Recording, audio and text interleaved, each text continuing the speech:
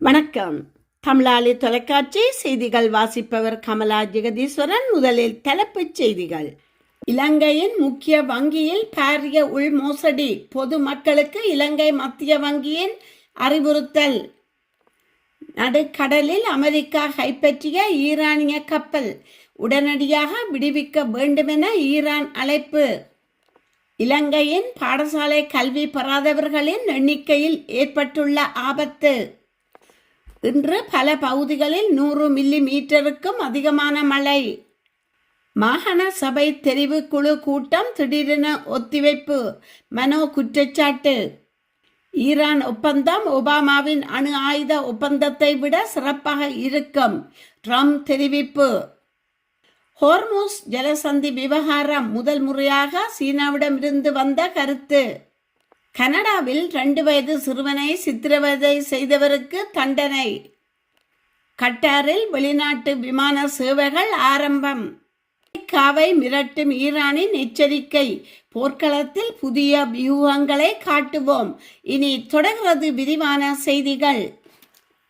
தேசிய அபிவிருத்தி வங்கிக்குள் NDB bank நடைபெற்ற உள்மோசடி குறித்து விரிவான விசாரணையை நடத்த ஒரு சர்வதேச அமைப்பை ஈடுபடுத்த இலங்கை மத்திய வங்கி நடவடிக்கைகளை மேற்கொண்டு வருவதாக பொதுமக்களுக்கு அறிவித்துள்ளது.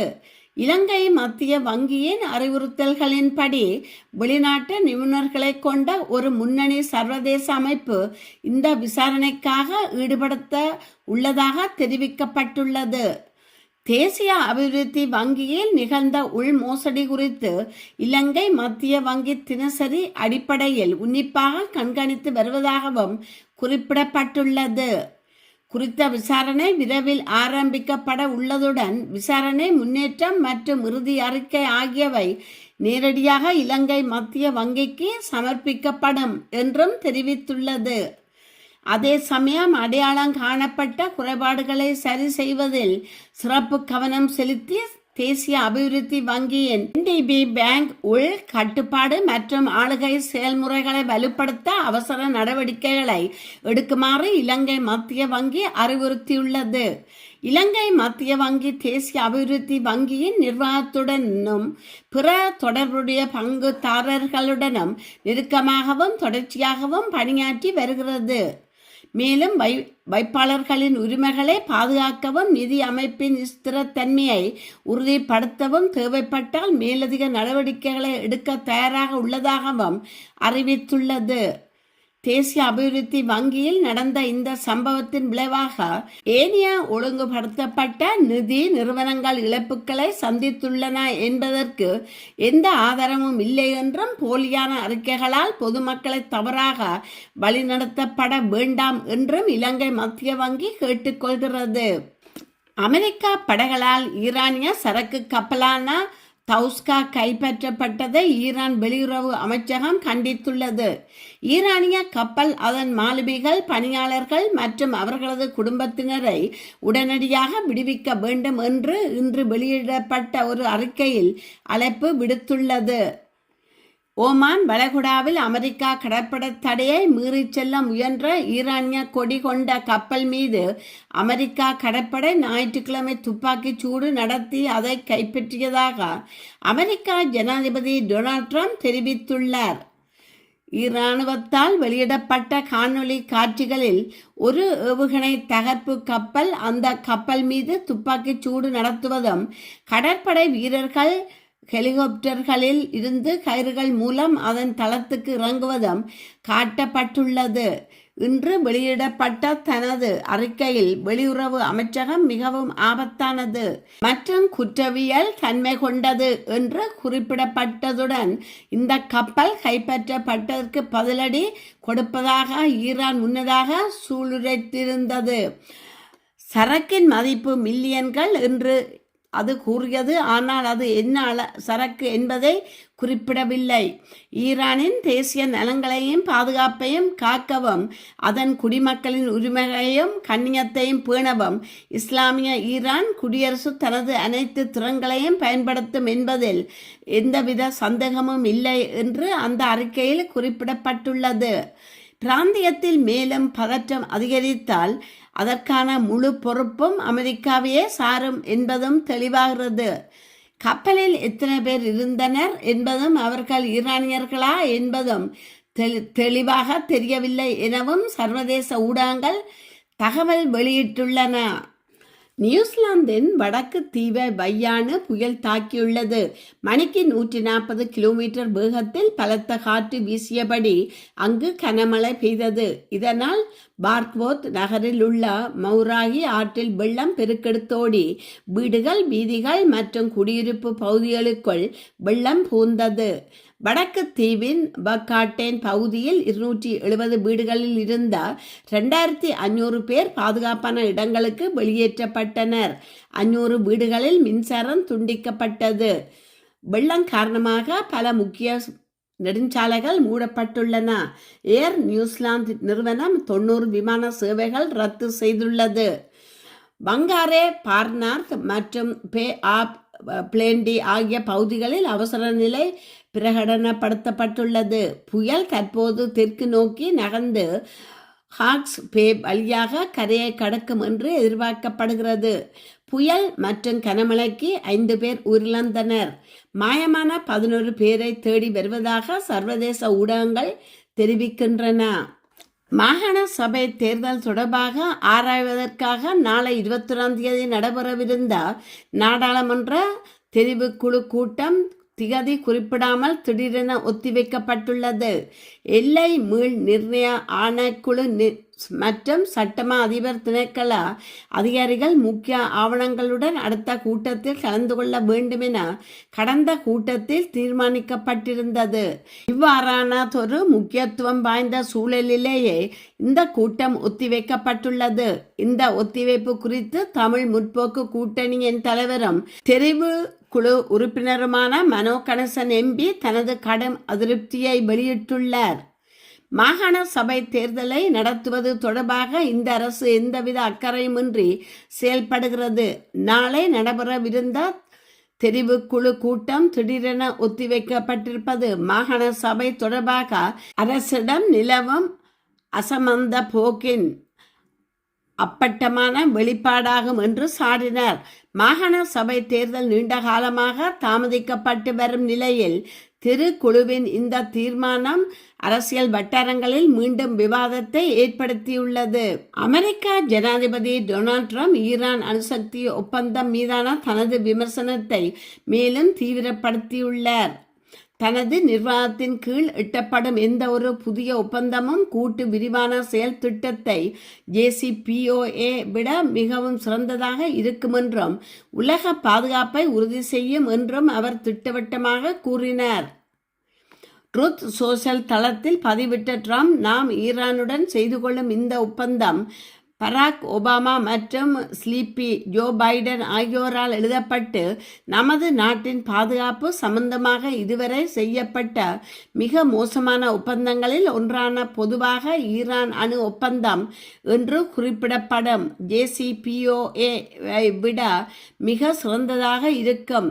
அவர்கள் உண்மையில் $1.7 பில்லியன் பச்சை பணமாக ஒரு போயிங் 757 விமானத்தில் ஏற்றி ஈரானிய தலைவர்கள் தாங்கள் விரும்பியபடி செலவு செய்வதற்காக ஈரானுக்கு அனுப்பி வைத்தனர். அவர் வாஷிங்டன் DC, வர்ஜீனியா மற்றும் மெரிலாந்தில் உள்ள வங்கிகளில் இருந்து அனைத்து பணத்தையும் காலி செய்தார். அந்த வங்கியாளர்கள் தாங்கள் இதற்கு முன்பு இப்படி எதையும் பார்த்ததில்லை என்று கூறினர். மேலும் நூற்றுக்கணக்கான பில்லியன் டாலர்கள் ஈரானுக்கு வழங்கப்பட்டன. நான் அந்த ஒப்பந்தத்தை முடிவுக்கு கொண்டு வராமல் இருந்திருந்தால் இஸ்ரேல் மீதும் நமது தேசத்துக்குரிய அமெரிக்கா இராணுவம் உட்பட மத்திய கிழக்கு முழுவதிலும் அணு ஆயுதம் பயன்படுத்தப்பட்டு இருக்கும் என்று தெரிவித்துள்ளார். ஈரானின் நீதித்துறையின் கீழ் செயல்படும் சட்ட மருத்துவ அமைப்பின் தலைவர், அமெரிக்கா மற்றும் இஸ்ரேலுடன் நடந்த போரில் ஈரானில் 3375 பேர் உயிரிழந்துள்ளதாக தெரிவித்தார். உயிரிழந்தவர்களில் 2875 பேர் ஆண்களும் 496 பேர் பெண்களும் அடங்குவதாகவும் அவர்கள் பெரியவர்கள் அல்லது குழந்தைகள் என்பதை குறிப்பிட்டு விவரம் அளிக்கப்படவில்லை என்றும் ஈரான் செய்தி நிறுவனம் தெரிவித்துள்ளது. ஈரான் அணுசக்தி ஒப்பந்தத்தில் கையெழுத்திடவில்லை என்று கூறி அந்த நாட்டின் மீது அமெரிக்கா கடந்த பிப்ரவரி மாதம் 28 போர் தொடுத்தது. ஒரு மாதத்துக்கு மேலாக போர் நீடித்து வரும் நிலையில் இந்த போரை முடிவுக்கு கொண்டுவர நடைபெற்ற அமைதி பேச்சுவார்த்தையும் தோல்வியில் அமைந்துள்ளது. இதனால் ஈரான் அமெரிக்கா இடையே பதற்ற நிலை நீடிக்கிறது.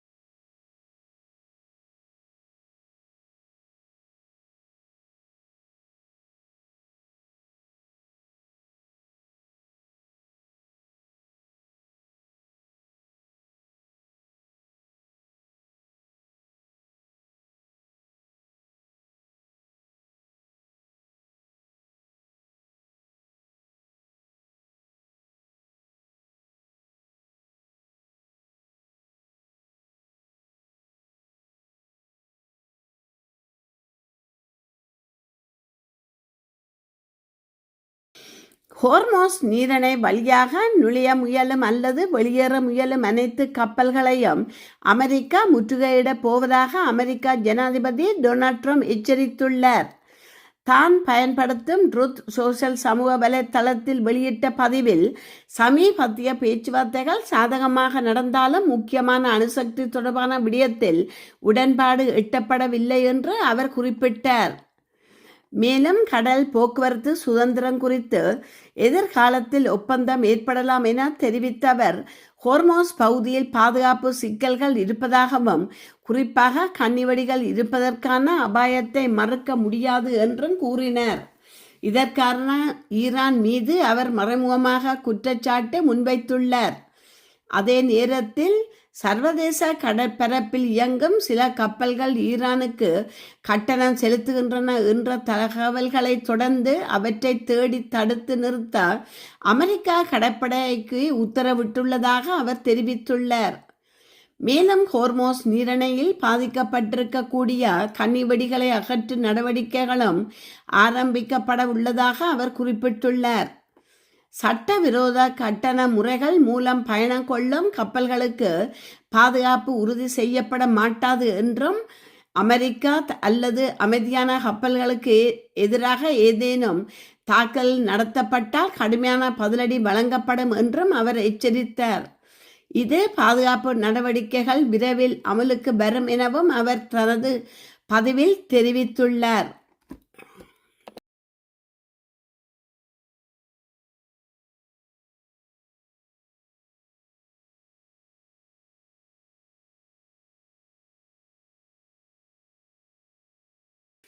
ஹோர்மோஸ் நீரிணையை சுற்றியுள்ள பதற்ற நிலைக்கு மத்தியில் அந்த பகுதியில் எந்தவொரு முற்றுகை நடவடிக்கையிலும் பிரிட்டன் ஈடுபட மாட்டாதென கியர் ஸ்டார்மர் தெரிவித்துள்ளார்.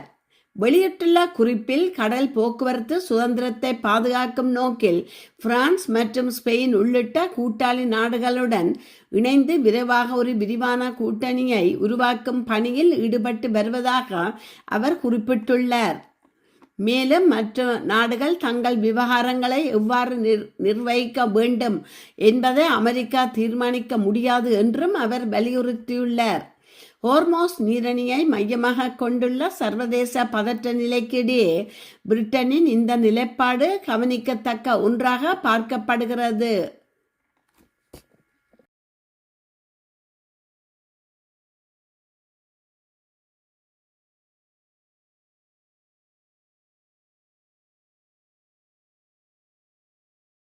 ஈரான் போரால் கனடாவில் உணவுப் பொருட்கள் விலை உயர்ந்து வருகின்றன. குறிப்பிடத்தக்க வகையில் காய்கறிகள் விலைகள் கணிசமாக உயர்ந்துள்ளன. கனடாவில் 3 ஆண்டுகளில் இல்லாத வகையில் காய்கறிகள் விலை உச்சம் தொட்டுள்ளதாக கனடா புள்ளியியல் அலுவலக தரவுகள் தெரிவிக்கின்றன. கனடாவில் பணவீக்க விகிதம் மார்ச் மாதத்தில் 2.4% அதிகரித்தது. ஈரான் போர் மற்றும் ஹோர்மோஸ் ஜலசந்தி மூடல் ஆகியவை அதற்கு காரணமாக அமைந்தன. உணவுப் பொருட்கள் விலையோ மார்ச் மாதத்தில் எக்கச்சக்கமாக உயர்ந்தது.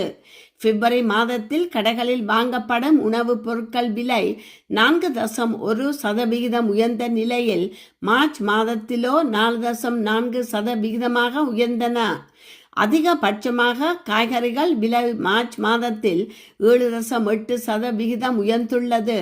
பிப்ரவரியை ஒப்பிடும்போது இது மிகப்பெரிய விலை உயர்வு ஆகும். ஏனென்றால் பிப்ரவரியில் காய்கறிகள் விலை 0.5% தான் உயர்ந்தது. குறிப்பாக வெள்ளரிக்காய், குடைமிளகாய், செலரி போன்றவை அதிகம் விலை உயர்ந்துள்ளன. விடயம் என்னவென்றால், பொதுவாக கனடாவில் காய்கறிகள் விளையும் பருவத்தில் காய்கறி விலையும் குறையும். ஆனால் உர விலை அதிகரித்துள்ளதால் இம்முறை உணவுப் பொருட்கள் விலை உயர்ந்தேதான் இருக்கும் என்கின்றார் துறைசார் நிபுணர் ஒருவர். ஈரான் போர் இவ்வளவு நீடிக்கின்றதோ கனடாவின் பணவீக்கமும் அதேபோல் அதிகரிக்கும் என்கின்றார் அவர். அணு ஆயுத போட்டி காரணமாக இஸ்ரேல் மற்றும் அமெரிக்கா இணைந்து ஈரான் மீது தாக்குதல் நடத்தி வருகின்றது. கடந்த சில நாட்களாக போர் நிறுத்தம் அறிவிக்கப்பட்டு ஒப்பந்தங்கள் மூலம் பிரச்சினைக்கு தீர்வு காணும் நடவடிக்கை எடுக்கப்பட்டு வருகிறது.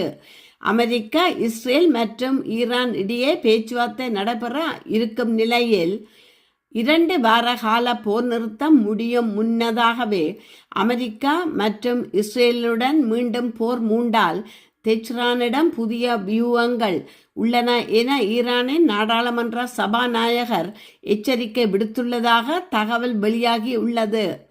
அச்சுறுத்தல்களின் நிழலில் பேச்சுவார்த்தைகளை நாங்கள் ஏற்க மாட்டோம். மேலும் கடந்த 2 வாரங்களாக போர்க்களத்தில் புதிய வியூகங்களை காட்ட நாங்கள் தயாராகி வருகிறோம் என்று அமெரிக்காவுடனான பேச்சுவார்த்தைகளில் ஈரானின் உயர்மட்ட பேச்சுவார்த்தையாளரான கலீஃபாப் எக்ஸ் தள பதிவில் கூறியுள்ளார். இத்துடன் செய்திகள் நிறைவு பெறுகின்றன. மீண்டும் மற்றொரு செய்தியூடாக உங்களை சந்திக்கும் வரை வணக்கம் கூறி விடைபெறுபவர் கமலா ஜெகதீஸ்வரன். நன்றி.